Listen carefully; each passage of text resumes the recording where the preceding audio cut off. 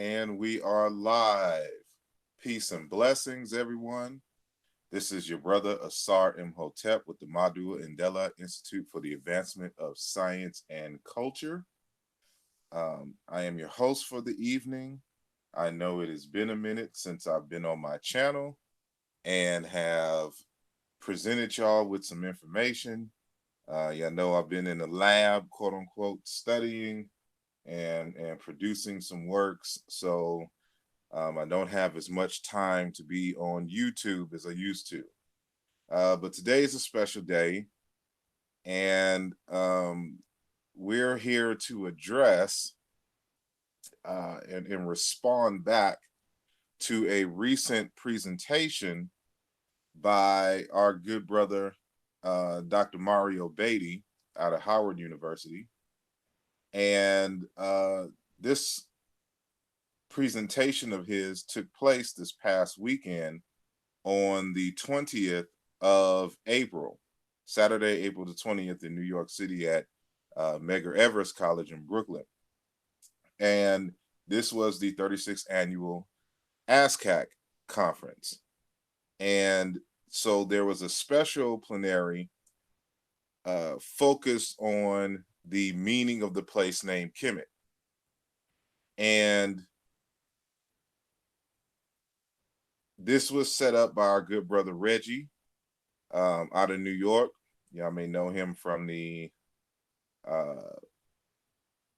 Sonnetter TV and, previous debates and things of that nature, and just, various commentary on the street or whatnot. So he's a longstanding member of ASCAC, and he was involved in the previous conversation, regarding this topic on the meaning of Kemet.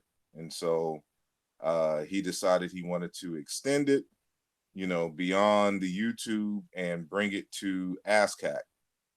And so we agreed, and we presented information regarding, some aspects of our research on this topic. Now I'm saying we, and that we consisted of, originally it's supposed to be myself, Brother Ankh of the Amara Squad, and Brother Wudjau from the Seshi Metanetra group, and who were to present in opposition to arguments made by Dr. Mario Beatty, Brother Reggie, and Netter Neb. Our good brother Wudjau and our good brother Ankh were unable to make it that weekend. And so our good brother Sonjedi-Ankh-Ra took Wudjau's place at the ASCAC, the 36th annual ASCAC conference. And so Netter Neb was unable to make it, and so no one took his spot on the opposing team. So there's some live video. I took some video. I'll be posting each individual presentation at some later date, so you can see it in full. But we wanted to respond, to the commentary of our good brother Dr. Mario Beatty. And so before we get into that, I'm going to share my screen on this other end here. And where am I? So y'all let me know if y'all are able to see the presentation.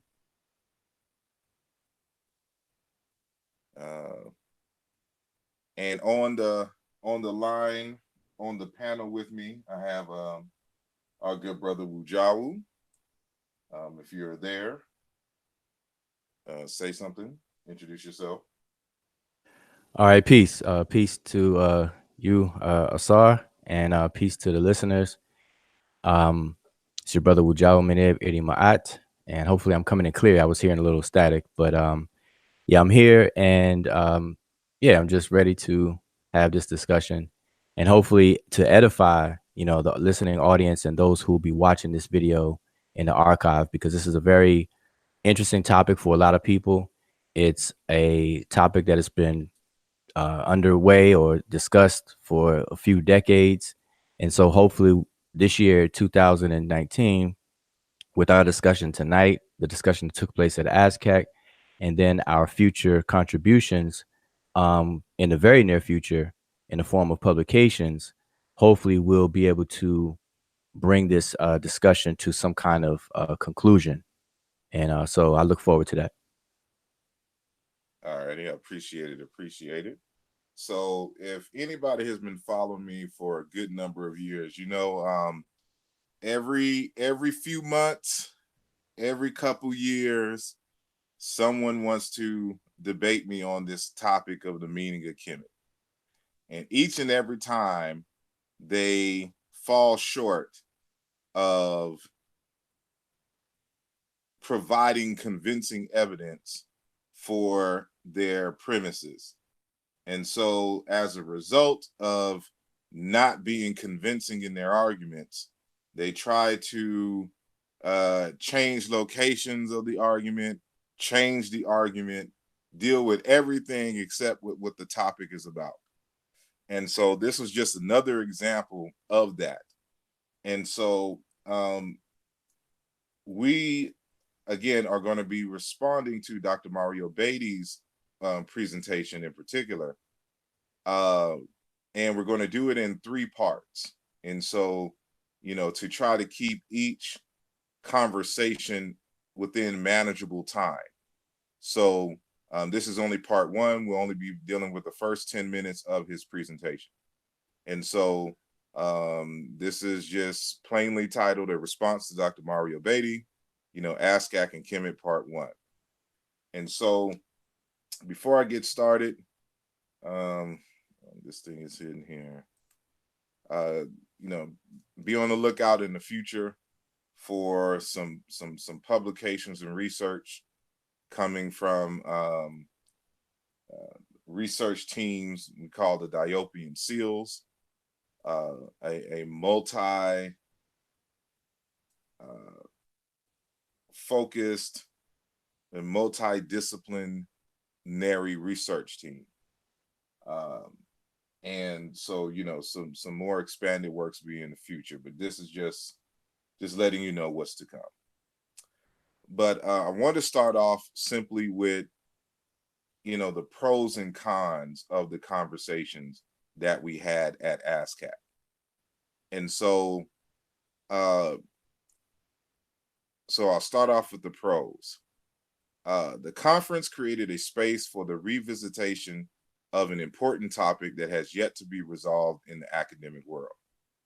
And so they're willing to engage in, they created, saying it opened up some space for us to have this discussion.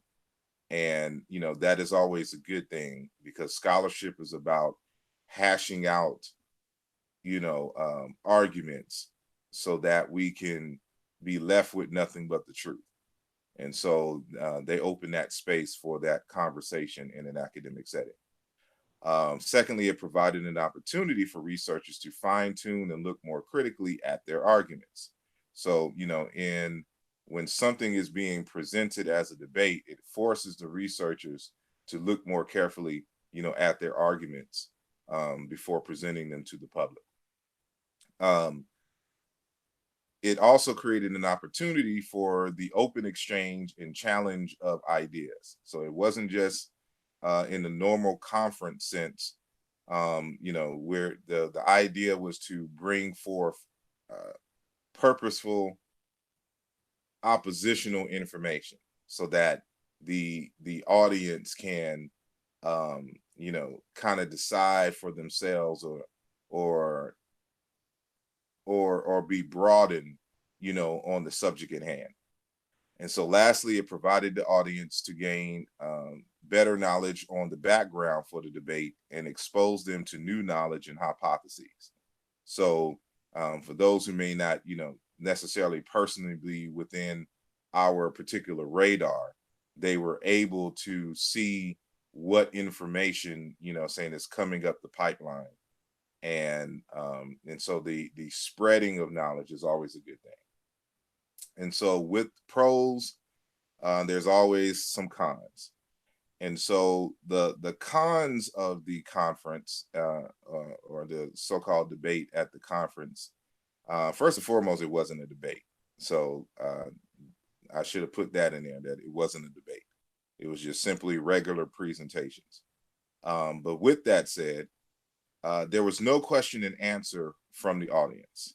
So while we were able to share that information, for audience members who had questions, they were not able to ask them on, after the conversations. And so that was a lost opportunity for clarity for the audience members. Secondly, there were no rebuttals from the panelists. So people were able to present information without challenge. And when you pose something as a debate and then you don't allow for rebuttals, it looks fishy. Thirdly, time was cut short and the main speaker went over time. And so we were to all get 25 minutes. And when I came up to present, I was cut 8 minutes. And so within the 20 minutes, my conversation was 17 minutes. And I was asked to wrap up and leave the stage. And so it didn't dawn on me that I had more time until I sat in my seat and my timer was still going. And so when I went up stage, I had my clock, I set it for 20 minutes. And when I, so I would know exactly when 5 minutes was, just in case, I was in the quote unquote spirit and wasn't paying attention to the timekeeper. So, that was a loss. And then, Dr. Beatty came last, so he went 28 minutes. So he went over 3 minutes. So I lost 8, he went over 3. And then the last con of the conference is that besides myself on the main stage and Brother Sonjedi in the private room, none of the other 2 speakers actually were on topic. And so if you're going to frame this as a debate and you're going to have a conversation on the meaning of Kemet, it needs to stay on the meaning and not some side arguments and side topics that you want to address that has nothing to do with the topic at hand. And so those things were off kilter, and it wasn't as potent and it wasn't as beneficial as it could as a result of these cons. So just wanted to say that.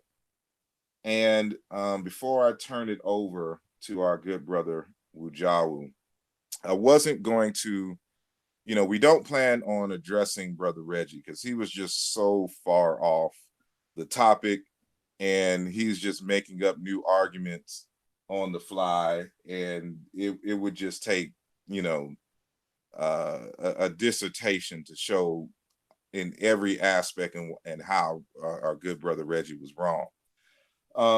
But he said something in his presentation, and I wanted to address it because it isn't the first time that I've heard it. And others have repeated this, and because they are not students of linguistics, they don't know better. And so they just repeat something from someone who is in general opposition of me, but who himself has not done this work and wouldn't know what he was talking about on this particular subject. And so um, this is from our good brother, Dr. Obadeli Campbell. He is a PhD in linguistics. He has a master's and a PhD in linguistics, the latter from the University of Ghana. He is a research fellow in the language, literature, and drama section of the Institute of African Studies at the University of Ghana. Dr. Campbell is currently editor-in-chief of the Ghana Journal of Linguistics and secretary of the African Studies Association of Africa. Now, what he told Brother Reggie and what Reggie repeated in his presentation had to deal with a rejection of Jean-Claude Mboli's approach to the reconstruction of Negro Egyptian, originally an activity begun by Dr. Theophile Obenga. And his objection to Mboli's work, his 2010 work on the origin of African languages, written in French, is that, and I know this from speaking with him, so I'm repeating what I know from conversations with him, which Reggie jumbled up and partly repeated in his presentation.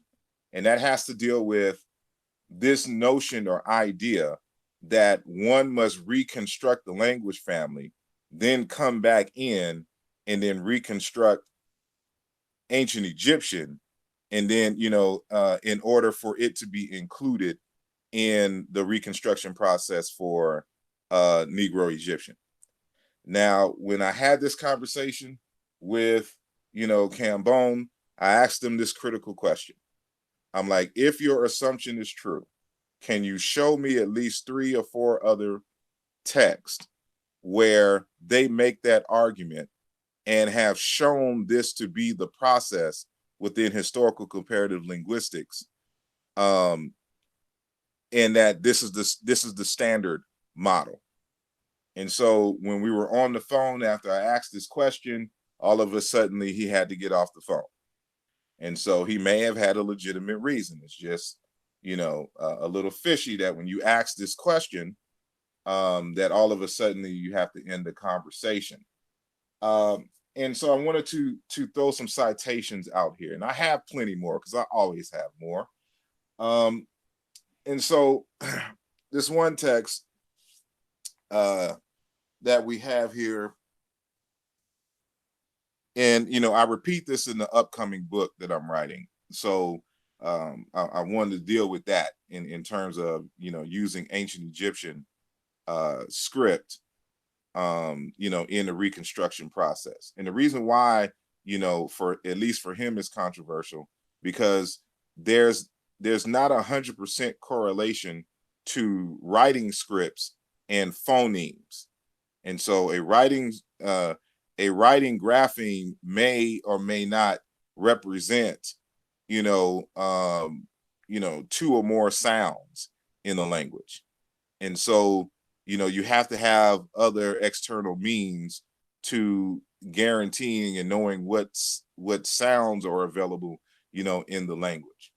And so, as noted here, it says the division between internal reconstruction, and remember, Cambone's argument that you're supposed to reconstruct ancient Egyptian first and its phonology before trying to include it in Negro Egyptian, which is false.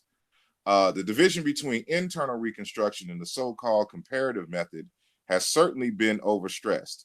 In particular, there is no good reason to insist that the former must, in execution, precede in the application of the latter.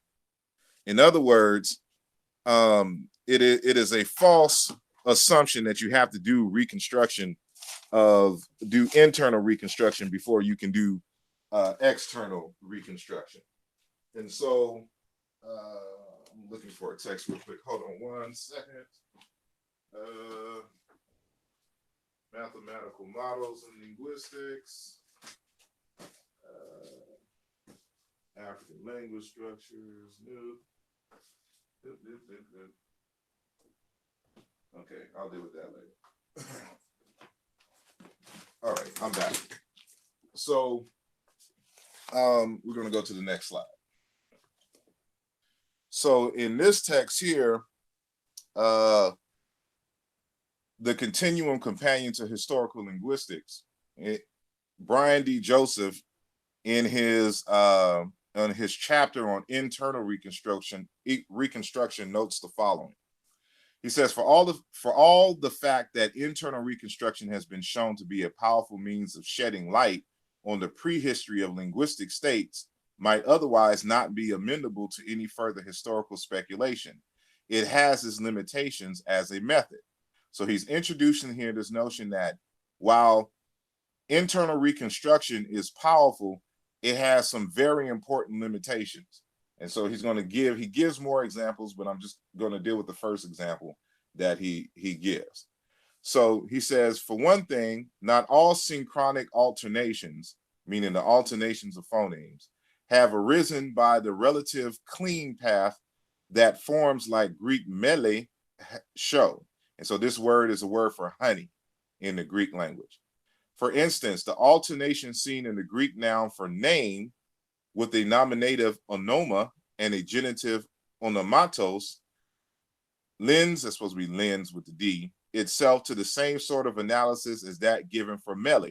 So what was shown previously is that when you have the genitive form of the nominative mele, that this T is at the end of the word, and then you have this os suffix. So you have melitos as the genitive of mele. And so he's given another example here with the word for name. So you have onoma and the genitive onomatos. And so with the nominative onoma and the genitive onomatos lends itself to the same sort of analysis as that given for mele, so that one might reconstruct the nominative as onomat and segment the genitive as onomatos. That is perfectly reasonable internal reconstruction, but the comparative evidence in this case is disconformatory, which means that doing the comparative method falsifies this notion, even though it seems to be logical within internal reconstruction. Cognate forms in other languages show no sign of a T in this stem at all, neither in the nominative, compare Sanskrit nama, Latin nomen, Hittite lamen, nor the genitive, Sanskrit namas, Latin nominis, Hittite laminas. The T presumably entered the Greek paradigm in some other way than being an inherited part of the stem, quite possibly being added to the genitive due to influence from adverbial forms in tos, or else analogically based on genitives or T stems. Therefore, there is no evidence for a prehistoric stage of the Greek with a nominative onomat, even though that is the form that internal reconstruction would lend us. And so what he's saying here is that, again, the comparative method will often falsify some ideas that you have for internal. And so this is all going to come to head with this third source here. And this comes from a text on Proto-Indo-European. It's one that we have to read for computer science. And Dr. Basaglio says, from the comparative point of view, the method does not prioritize internal or external reconstruction, but treats them as two axes by means of which a single coordinate, the reconstruction, is postulated. In this sense, the occasionally emotional discussion concerning the demarcation line between internal and external reconstructions is a costly diversion of our resources. The comparative method gives no priority for internal or external comparisons, but seeks an arrangement of the material that results in simultaneously true internal and external propositions in a sound and complete, therefore valid, reconstruction. So from the three sources that we've already cited already, this notion that you have to do internal reconstruction first before you can do external reconstruction is false. And you will not find any texts who have reconstructed languages, especially because the issue is here is that Egyptian is a quote unquote dead language. So you don't know with 100% accuracy what the phonemes are. But as our fourth source comes to demonstrate, that is not a problem. And so this comes from the text Comparative Semitic Linguistics, a manual by Patrick R. Bennett.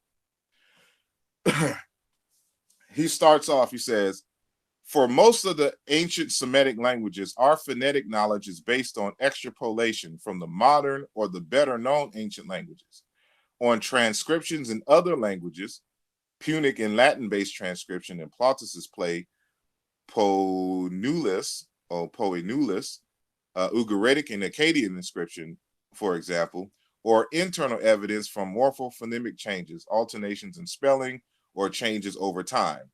The original scripts, other than cuneiform, are generally reliable for representing phonemic consonant contrast, but vowels are often not represented at all. Vowel quality and quantity may be marked with diacritics, or primarily long vowels, with matrix lectiononis, consonant symbols conventionally used for vowel markings. He gives an example there. Consonant length may be marked with a diacritic like the Arabic shadat or the Hebrew dagesh or dagish. It is never marked in indigenous Semitic scripts by doubling the consonant symbol. Indication of stress placement is rare. So now we get into the meat. Fortunately, for our purposes, this lack of phonetic detail is not an insurmountable problem. Indeed, in some cases, like the retention of archaic consonantal spellings in Hebrew and Syriac, it may help us, even without being able to specify the pronunciation of a given consonant in, say, Ugaritic. We can determine that it corresponds to a particular Proto-Semitic unit, since it occurs in corresponding positions in related words. Such a sound is said to be a reflex of the unit in the proto-language. Reflexes will normally retain features of the earlier unit they reflect. Thus, the Arabic F, which is a reflex of Proto-Semitic P, reconstructed items of soon to be long to the proto-language are marked with an asterisk, retains the voicelessness and labial articulation of P. In some cases, we can draw fairly detailed conclusions regarding probable pronunciation. And so, again, this is very important to note. And so just because you don't understand all the sounds in a quote unquote dead language does not mean you have to reconstruct internally in order to do historical comparative work. And so when I asked our good brother Cambone to provide sources, the contrary, again, he had to get off the phone. I don't know why, he probably was busy, but I'm just saying that I had ready in my hand several texts that does historical comparative reconstructions, and they include dead languages for which there was no internal reconstruction. And so Indo-European is reconstructed with dead languages, which they did not do an internal analysis. Semitic, which we're dealing with right here, is one of those. So in this book, it's actually a workbook. It teaches you how to do historical comparative linguistics using the Semitic languages.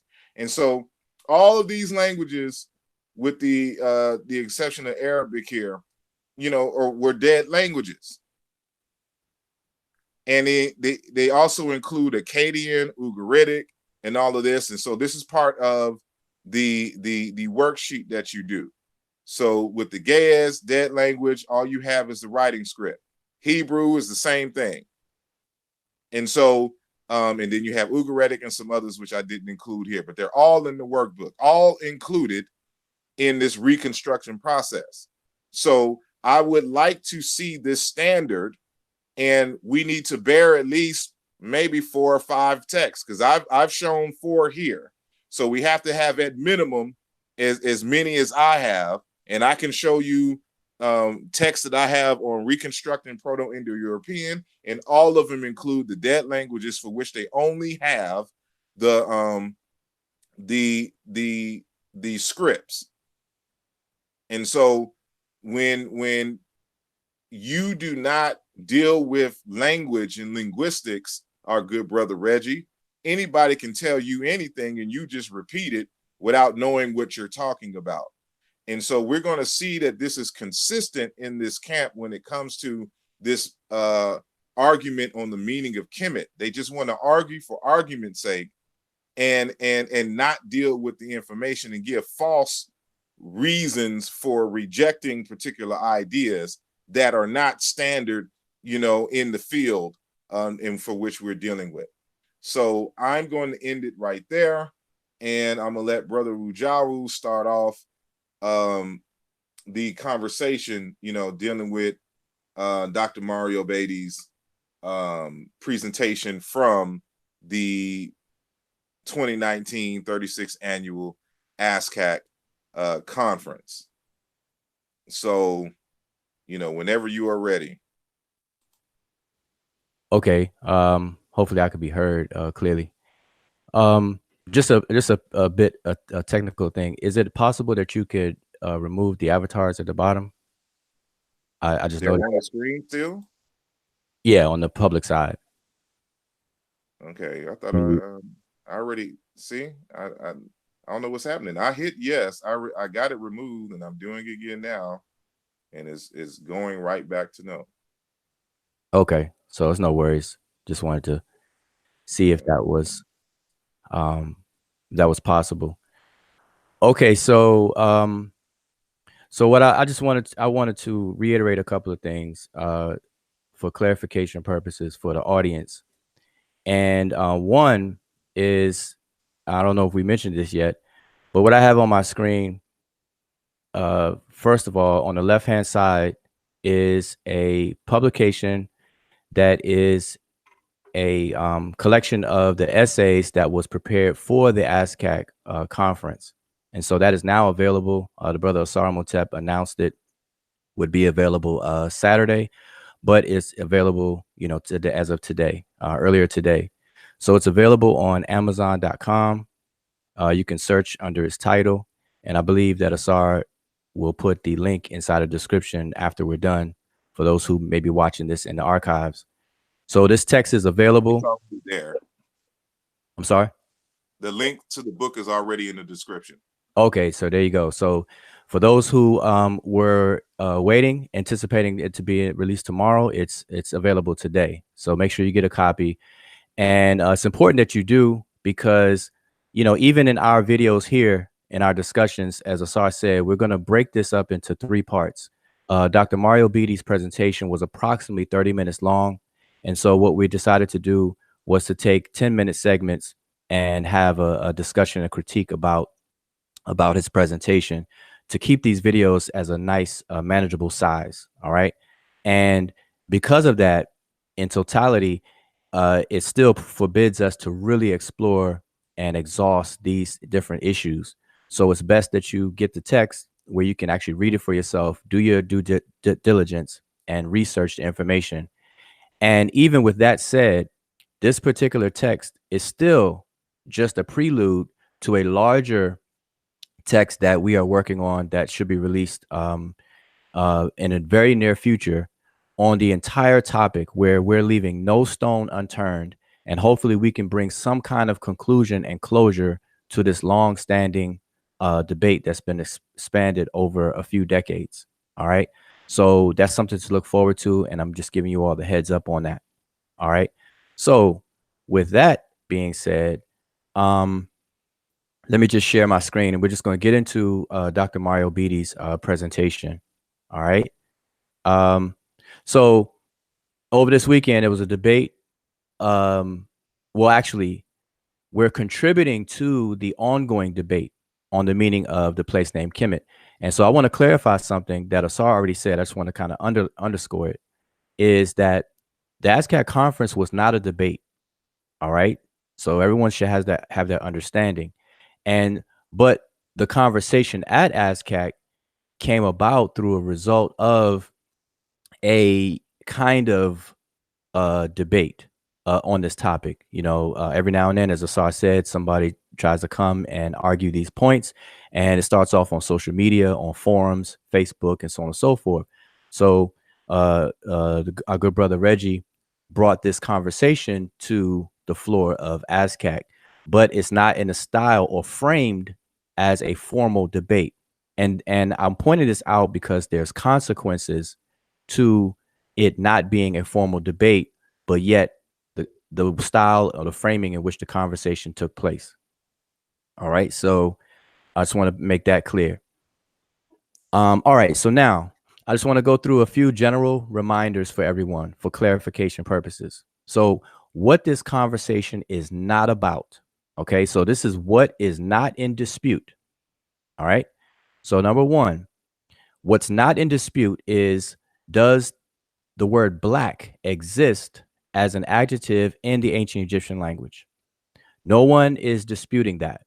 That is widely known, widely accepted, and the consensus among scholars and the likes. All right. So no one is disputing if there is a word black in the ancient Egyptian language as an adjective that happens to be the word Kim. All right. So no one's disputing that. So hopefully we're clear on that. 2, can we find cognates of this particular adjective black in related African languages? So that's not a question that we're asking, because that's not in dispute. Okay, we know that there are several cognates in among various different African languages that would be cognate to the ancient Egyptian word Kim, meaning black. All right, so this is known. That's not in dispute. 3, did the Egyptians use color terms to describe a person or thing, or people or things, et cetera, et cetera? That's not in dispute. We know that the Egyptians described things and used various different colors, black being one of them. All right, so that's widely known. That's not in dispute. 4, do classifiers, or what's popularly called determinatives, do they have to be present for every attestation of a word? In other words, do determinatives have to be there for every single word in the ancient Egyptian language? That's not a question that we're asking. Why? Because it's not in dispute. We know that classifiers are sometimes omitted and not included on some words in the ancient Egyptian language. That's not in dispute. All right. So if you hear these things come up in anybody's arguments, let it be known that that is not in dispute and that is off topic, or what we call a red herring. All right. So with that being said, what Dr. Mario Beatty did, as a matter of fact, I think I should start to play his portion of the video, and that way we're very clear, because we don't want to run the risk of mischaracterizing anyone's arguments. And just as a FYI, anyone who's formally trained in argument theory and debating, where the foremost, manifestation of debating would be in the court system. Lawyers, they actually exhibit, the form of debating all day, every day. Anyone's trained in debating knows that one of the first things that you do is, in an argument, is that when you respond to an argument or claim that someone's making, it's your job to repeat their claim or their argument for the purposes of making sure that you are on the same page, or you have a meeting of the minds with the person that's making the claim. So you're allowing the person who's made the claim and the audience know that you understand their claim in the first place.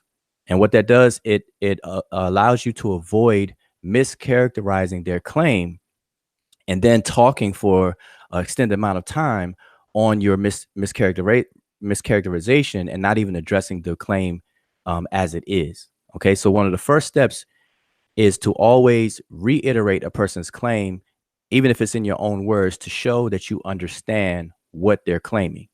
All right, and so in that spirit, I want to play Dr. Beatty's words himself, so that we don't mischaracterize anything that he says. And like I said, this is a total of 30 minutes long, but we're only going to deal with 10 minutes tonight. So I'm going to play some, and we're going to pause, and we're going to give some commentary. All right, so I'm just going to start off, and then so just sit back and listen. I hope you all got your pens and paper or notepads open. All right. All right, we'll check everyone. Okay, and the first slide come up.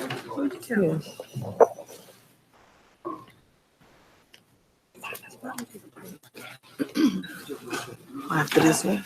Wait till the break. Part of my presentation is, It was in that line. we've spent a lot about The what door to the right. Kemet is, but the title of my presentation is Why Kemet? Insights into reconceptualizing national identity. Okay, I want to pause it right there because he introduces his presentation and what his focus is in his presentation. And so what has to be noted here is, and I was going to switch over so we all can see what his presentation is. So this is the title of his presentation, Why Kemet? Insights into reconceptualization national identity. All right. Now, what needs to be pointed out is the fact that this is a result, and this is what we spoke about a few seconds ago. Because ASCAC Conference is not styled as a formal debate with the debating methods and procedures and rules that govern a debate, such a debate, what happens is you have a pseudo debate. And pseudo is like a fake style of debate where it appears to be a debate, but it's not really governed by the rules of debate. And like I said earlier, there's consequences to that. And so what's happened is that the presentations given at ASCAC related to a contribution of the meaning of the place name Kemet was framed in such a way as to result in a pseudo debate. This type of discourse is vulnerable to many problems that actual debates are designed to avoid, mainly in an abundance of logical fallacies. So in this particular discussion, the Semshu Heru research team, which is myself, brother Sonjedi, and the brother Asar Imhotep, our focus is on the meaning of the place name Kemet, which would be the what. Okay. Now, Dr. Beatty, by his own admission, his focus is on the reasons why the word Kemet was used. So he focused on the why. Now, those two parallel topics are related, but they're not the same. And so we have to be clear here, because if you confuse one for the other, then you're not going to benefit from the conversation, because it's going to give the appearance of one argument being supported or refuted when it may or may not actually be the case.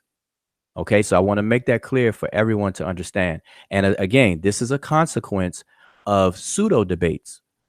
And pseudo debates are discussions that appear to be debating, but it's not conforming to the rules of debates, the rules and methods of debates. All right. So I want to make that point that out. And so let's continue on. If I can switch back over here. All right. So we're going to continue on. Hopefully everyone's following. By the way, this particular footage is from the sister Monica's phone. She was there, and shout out to the sister and the brother Sean who were present at the conference. Next slide. I want to dedicate this presentation to Sheikh Anta. And next slide. And in the 1974 UNESCO symposium, Sheikh Anta actually gives credit to deciphering what the word Kemet means. He actually gives credit to another African. This other African, he says, is Susu in Sudan, who was to compile this part of the present chapter. So I give credit to this brother too for this particular thing. Next slide. Okay, so just something to comment about that, and also, brother, sorry if you have anything to add while I'm, as I'm doing this, by all means, jump on in. But now to comment about that particular point.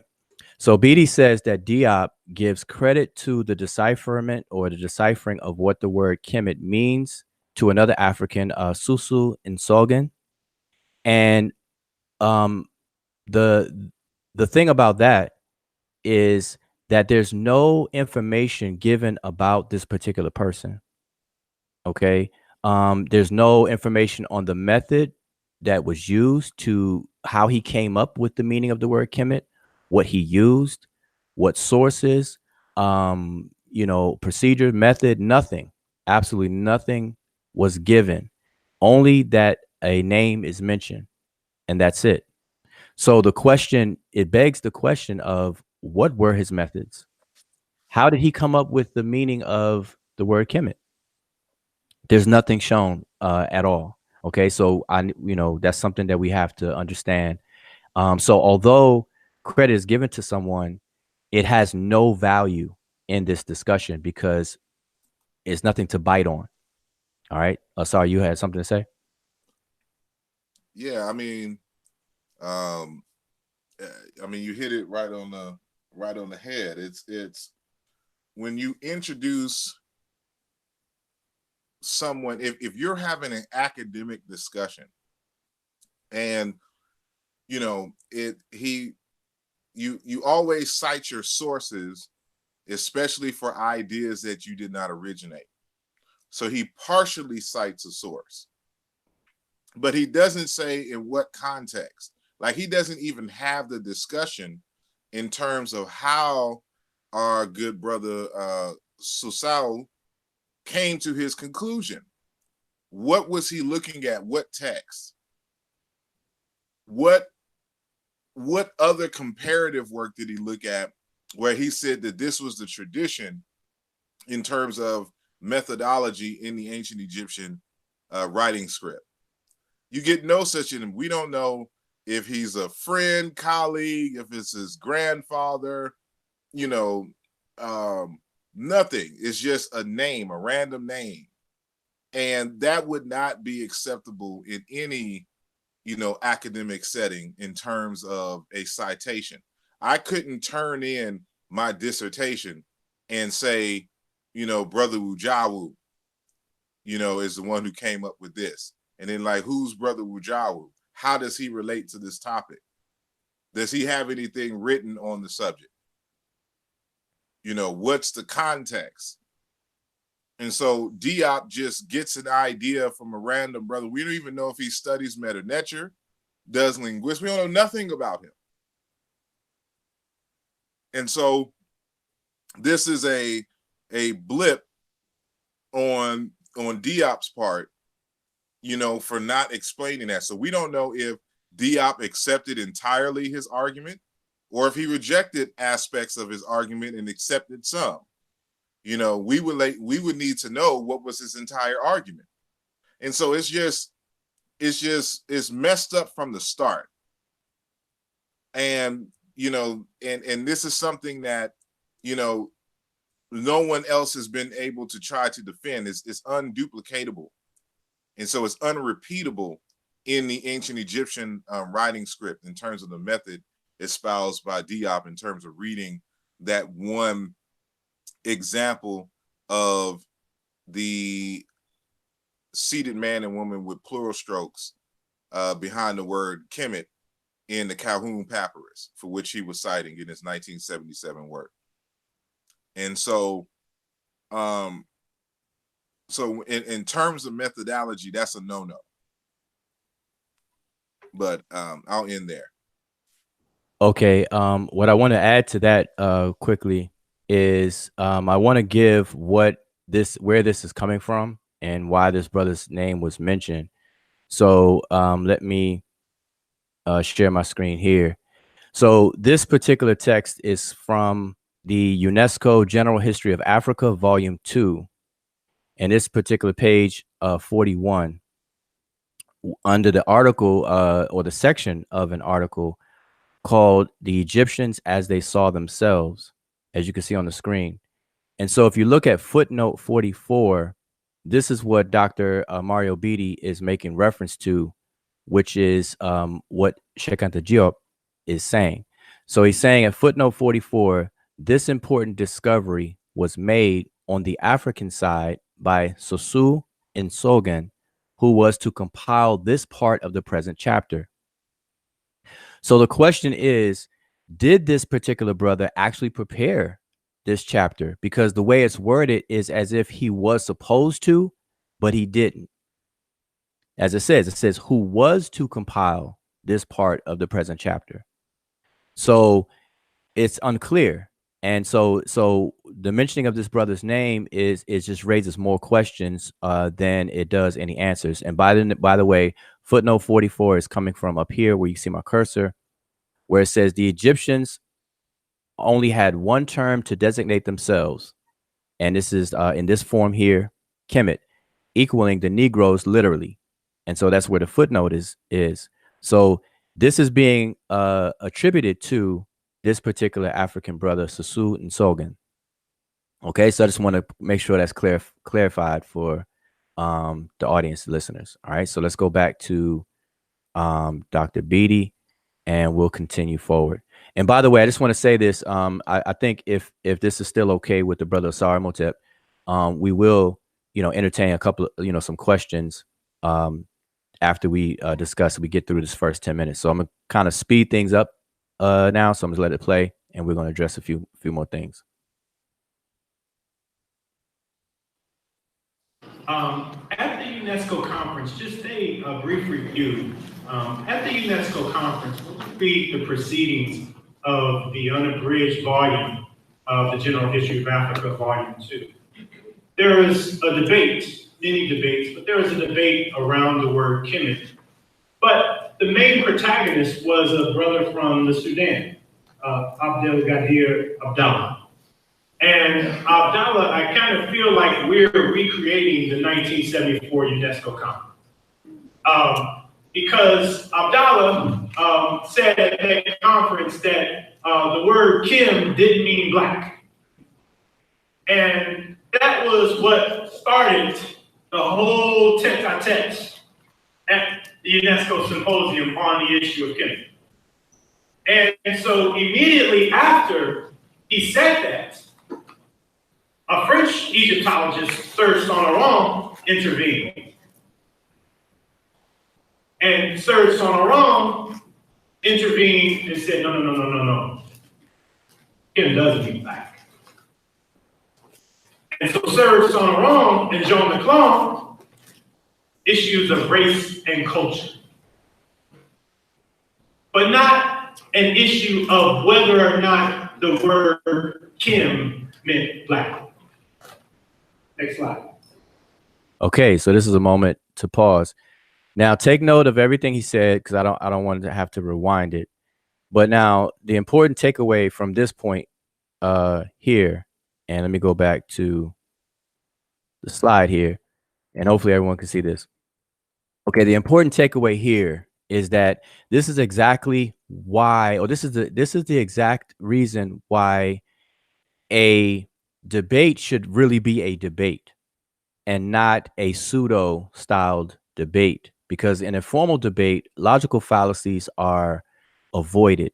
And being on a debating team in college myself, I remember that when you perform logical fallacies, points are taken away from your presentations and things on your team and so on and so forth. So it's very, very rigid in that sense. And so what has occurred here, what Dr. Beatty has done is that he has mischaracterized our argument or the opposing side's argument. And so what he's done, he's lumped the argument of the opposing side to his argument under an argument by this person that he mentioned, Abdelgadir M. Abdallah from Sudan. All right. He's as Mario Beatty said, he's the protagonist in the debate at the UNESCO conference. And he claimed that the word Kim does not mean black. And so if you recall, what in my general reminders, I said, what is not in dispute? Does black exist as an adjective in ancient Egyptian language? That is not a question that we are asking or in dispute of. We do not claim what Abdallah claimed, that Kim does not mean black. So Dr. Mario Beatty bringing him up and implying that we are on that particular side of protagonist claim was false. That's a logical fallacy. And so what a formal debate would do, it would tease those things out. And Dr. Beatty would not be allowed to pursue that line of discourse, or it would be pointed out. All right. So I'm pointing it out right now that we do not agree with Abdallah out of Sudan that Kim does not mean black. the word Kem, there is a word that's Kem that does mean black. All right. So we all have this understanding. So it must be noted that we do not dispute the existence of the adjective Kem meaning black. Beatty is in error by aligning our argument with Abdullah. All right. So I just want to point that out so we can get back to what he's saying. And let me switch my. All right. So that entire framing, what is done in error. All right. So I want to point that out because to the average listener, it may not seem so. But let's continue. Sorry, did you have any comment on that one? No, that's pretty much it. It's again, because Dr. Mario Beatty is so off topic, he has to reach for arguments that no one is making. And so this is nothing like the 1974 symposium. You know, so I don't know why he felt that way. Because, you know, he obviously wasn't privy to any of our arguments, which is why he never even attempted to address any of our arguments, neither him or Reggie. Right. And this is what was disappointing to me, to have someone of his stature and his caliber to involve himself in the discussion and then not engage the topic at all. And then in his attempt to engage the topic, so be far off topic and then just make up arguments that no one is even having. And so that was the you know, one of the major disappointments that I had with the event and with our good brother Dr. Beatty. Right. And so the question may be asked, if this wasn't a debate, which it wasn't, then why go, why attend, why present? And, you know, that's a rather silly question to ask, because as Asar put forward in his intro, the pros, if you go back and rewind this video, he gave the pros of having such a discussion in such a conference at such a place, et cetera, et cetera. So I would defer or refer you to look back over on that. All right. So let's continue. By way of conclusion, so if I don't complete my time, I'm going to give you my conclusion up front. Okay. By way of conclusion, the word Kemet refers to a novel ethno-geopolitical national marker of identity that was primarily forged in the cauldron of the internal contradictions and politics of what is referred as the first intermediate period. Novel in two fundamental ways. One, the innovation of a unitary concept of the nation, and two, the political need to more rigidly distinguish themselves as a nation of people, which is clearly shown in a new hyper-discourse around borders, Tosh, internally and externally, initially and principally directed against the people from Western Asia in the first intermediate period. Next slide. Okay, so this is worth pausing here. And so what I'm going to do, I'm going to show what his conclusion, just a transcription of that same conclusion that we just heard him say, just so everyone can be clear. So this is Dr. Mario Beatty's conclusion, and I'll just reread it. He said, the word Kemet refers to a novel ethno-geopolitical national marker of identity that was primarily forged in the cauldron of the internal contradictions and politics of what is referred to as the first intermediate period. Novel in two fundamental ways. One, the innovation of a unitary concept of the nation. Two, the political need to more rigidly distinguish themselves as a nation of people, which is clearly shown in a new hyper-discourse around borders, Tosh, internally and externally, initially and principally directed against people of Western Asia in the first intermediate period. Okay, so now what this confirms, now, you know, Beatty expressed his conclusion early in his presentation, which a lot of people do in timed presentations, because sometimes your time may be cut short and you never get to your conclusion. So, you know, it is some sort of standard practice where people will start with their conclusion and then go into, you know, the nuts and bolts of it. But what this does, it confirms that Beatty's topic is off topic. As I said in the beginning, here, our discussion is on the what, whereas Dr. Beatty's discussion is on the why. And his conclusion confirms that. Why was Kemet used? And so if you read his conclusion and ask yourself that question, start off with that question. Why was Kemet used? And then read Beatty's conclusion, and you'll see that he's focused on why, not the what, which is the meaning of the actual word. And as Asar put forward in his presentation at ASCAC, which we'll probably go in part 2 or part 3, is that this is a linguistic discussion. It falls under the subheading of semantics, because we're talking about meaning, okay? Semantics and etymology. And so what Dr. Beatty is doing, he's bypassing all of that, or he's walking down a different pathway in his discussion. And so this needs to be pointed out, all right, that we're talking about two parallel discussions that are related, but they're distinct.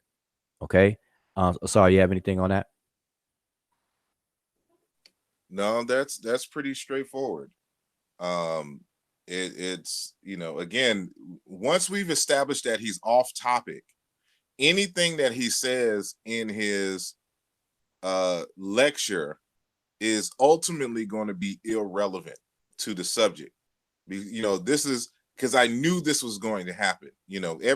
Everyone who are not linguists who try to answer this question on the meaning of Kemet try to avoid linguistics in the historical comparative method. And as a result of that, that's why I focus on methodology and showing the citations for those who have no clue of what is going on. So if we're asking the etymology and the meaning of the word Kemet, there's a process, there's a methodology, a standard methodology that is adhered to by all etymologists. And so given that this is a linguistic question, you can only use linguistics to answer it. And so he's trying to bypass linguistics and by some manner of osmosis somehow come up with the right conclusion. And that's poor methodology. And that will always end up in folk etymology. And so we can get into that later. All right. Just a bit of a technical issue. Because Asar has the avatars still showing, what I did, I shrunk the slide so that people can see the full slide. So I apologize if you all couldn't see. I don't know why it keeps doing that. I keep clicking. It's like right now it's on yes. For broadcast a large video that I see. All right. So yeah, I shrunk it so people could see the whole slide. So the previous slides prior to that, I apologize if you all couldn't see the full slide. So now hopefully you can. And so what I wanted to add to what you said is that in order for us to address Dr. Beatty's what he actually presented about, he would be leading us off topic. And so what I want to point out to the audience is that because we're not addressing some of the things that he said, which would be off topic, don't have any doubt in your mind that we're unable to address what he actually said. For instance, about the question why, we can address that, but we have to have an understanding that that's a completely different pathway of a conversation that we're more than able to have. We could talk about that. But what we would like to do, in the spirit of being true scientists and people who actually understand how debates and argumentations work, we want to stay on topic. All right. So I just want to point that out to the audience. So there's some things that we're not going to address for the sake of not risking going off topic as he did. Okay. And I want to say this too. When I say he went off topic, or when we say he went off topic, again, this wasn't a debate. So technically, it's a presentation. So he could present on whatever he wish, because I'm not trying to say that, he's limited to one thing or the other, because this wasn't a formal debate, and anybody who presents are able to present on whatever topic that was approved to discuss. But the problem is when you do that and you imply that it's a debate. And so hence why I say pseudo debate. And I gave the consequences and problems of doing that. Okay. So I just want to make that clear to everybody. All right. Now, and we are going to address this. We are going to address the whys, but again, we're going to be actually educating people on why the word Kemet was used. But we first have to establish what it means. And then we're going to understand why it was used. Okay. All right. So let's continue because I don't want to be too long. Let me go back to the video and let's keep it going. So how do we know? So, Asar, gave some examples of my work, and I'm going to give some examples of your work. How do we know that Asar Imhotep means Osiris who comes in peace? How is it that we know that? We know that through a process of historical evolution within the Kemetic language, where Asar is Usire in Coptic. E, which is to come, continues all the way to Coptic. Hotep is a word that continues from the beginning all the way to Coptic. Asar's method, unfortunately, is not a historical comparative method, it's an ahistorical comparative method. It's ahistorical in the sense that what Asar does is that he wants to bypass the historical evolution of the Egyptian language that ends in Coptic. And so because he does not feel that Coptic is a part of the Egyptian language, he feels that it's a separate language. So what Asar does in his comparative method is that he goes into other areas and he doesn't go through Coptic, he goes around it.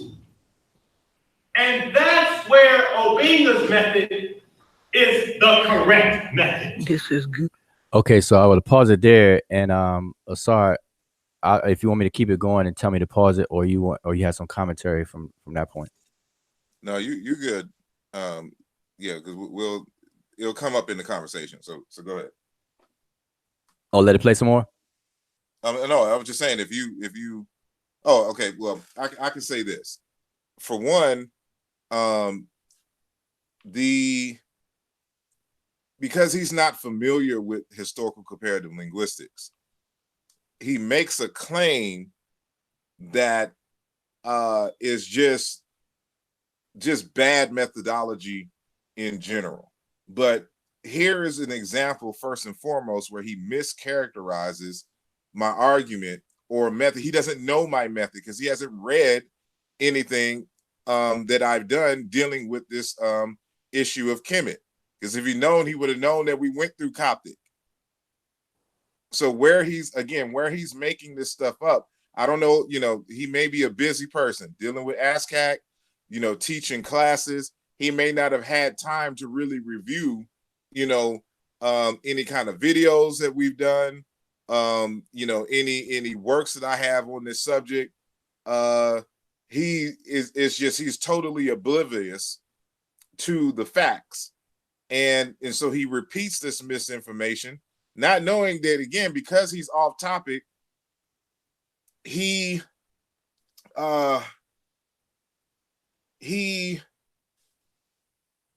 just off topic, because this has to do, if we're going through Coptic, quote unquote, we would go through Coptic in a historical comparative method, trying to do some kind of reconstruction necessarily.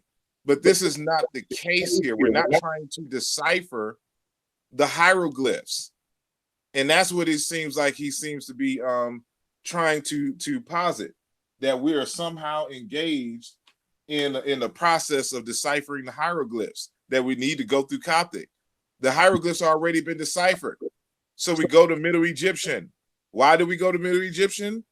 Because Middle Egyptian has the fuller forms. Plus it has the determinatives, the classifiers to bring clarity to the term.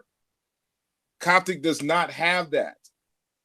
And so when doing comparative work, there's not even, Coptic doesn't even retain most of the KM words that are present in Middle Egyptian and New Kingdom. And so it's just asinine to even make that argument. You know, it's, again, when you're reaching for straws, you know, anything seems logical to you. And that's not the case. We're not talking about pronunciation. We're talking about meaning. And so yeah, it's that's all I can say at this point until we play some more. Okay, so what I would like to add to that is, for those who are listening, the decipherment, people have to understand what decipherment is and what it entailed in terms of the ancient Egyptian language and its writing system. So in gist, we actually wrote a whole book on the decipherment process as a rebuttal to Professor Walter Williams. And we went into details on the decipherment process, what it's all about, why such a process is taken in the first place. So definitely seek out that book for details. But in gist, when you decipher, what you're deciphering is the mapping of what is spoken to what is written. In other words, the spoken language to the written form. Because remember, a writing system is the visual representation